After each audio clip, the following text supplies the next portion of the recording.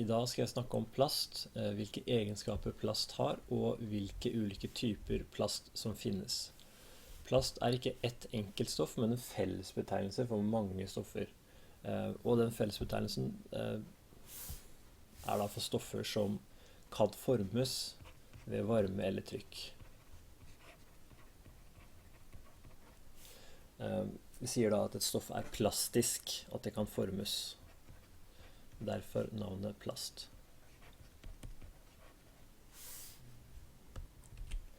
Plast brukes til veldig mye forskjellig, og det er ikke uten grunn. Det er ganske mange fordeler ved å bruke plast overfor andre materialer, og vi skal se på noen av de fordelene nå.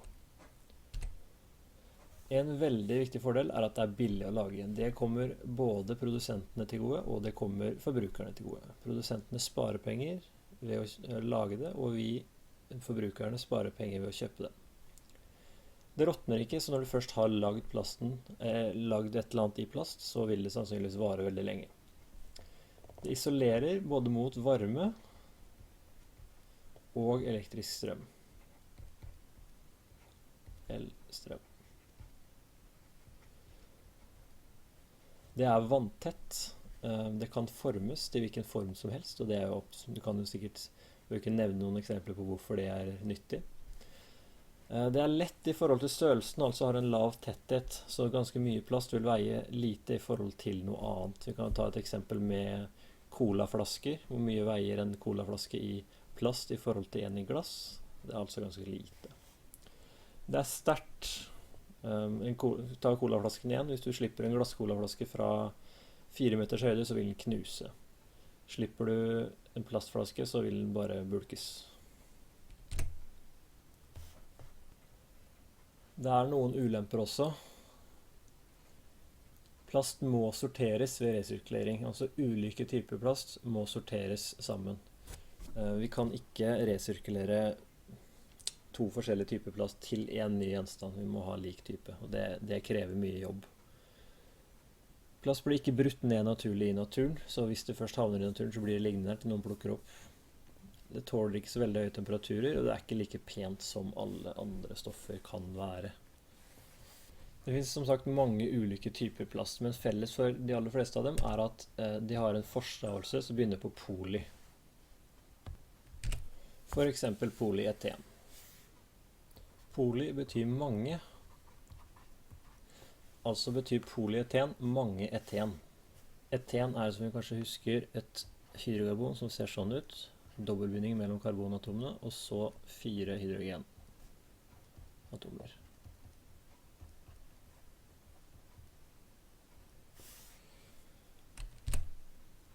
Plast kalles polymerer, fordi det er satt sammen av monomerer. Monomerer, som betyr en. Som for eksempel eten. Når man skal lage polyeten, så gjør man noe som kalles polymerisering av etenmolekylene. Polymerisering. Det som skjer da er at dobbeltbindingen brytes, slik at det bare er enkeltbindinger mellom karbonatomene, og etenmolekylene danner en lang kjede på flere titusenvis av karbonatomer. Altså poly som betyr flere, ikke sant? Mange. Det er da snakk om mange etenmolekyler på rad. Det er da en type plast. Den prosessen med polymerisering er felles for alle typer plast. Polyeten har vi allerede sett på hvordan det skjer. Polyeten er da plasten som brukes i blant annet plastposer. Vi forkorter polyeten med PE.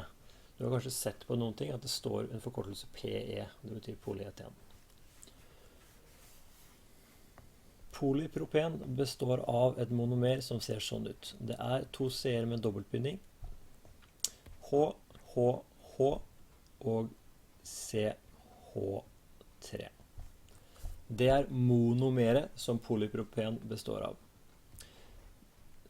Når vi har mange monomerer, så kan vi danne et polymer som ser sånn ut. C, enkeltbinding C, enkeltbinding C, H, H, H, CH3. H, H, H, CH3. Og sånn fortsetter det i veldig, veldig lange kjeder. Polypropen brukes blant annet i superundertøy fordi det leder fuktighet vekk fra kroppen. Polystyren, som blant annet befinner seg i isopor, består av dette monomeret her. C, dobbeltbinding C, H, H, H og C6H5. Når vi polymeriserer de monomerene, så blir det polymeret på følgende måte. C, enkeltbinding, C, enkeltbinding, C, enkeltbinding, C.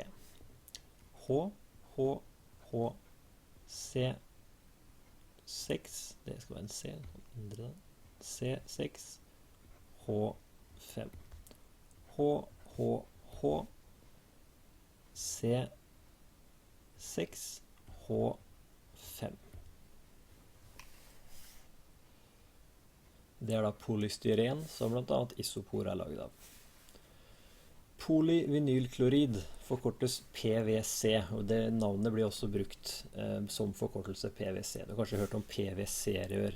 Det er ganske harde rør, og derfor blir den type plasten brukt. Det må tåle en støt.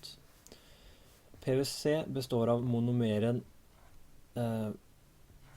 som er C, dobbeltbinding C, H, H, H og Cl, klor. Prøv nå om du klarer å lage polymeren til dette monomeret selv.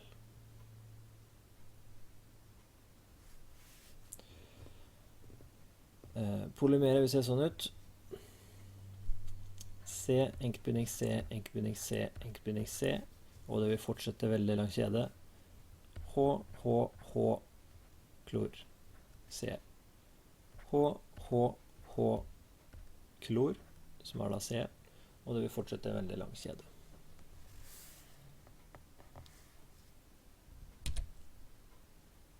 Noen plastmaterialer er laget av to forskjellige monomerer, for eksempel PET, som da er den plasten som vi lager brusflasker av, for eksempel. Det fungerer sånn at dersom vi har to grupper med monomerer, det kan for eksempel være, la oss si, eten og noe som heter tereftalat, som da finnes i PET, så kan vi si at vi har et etenmolekyl her, og så et tereftalatmolekyl her. Ved polymerisering så vil de danne en lang kjede der annethvert monomer vil ligge på rad.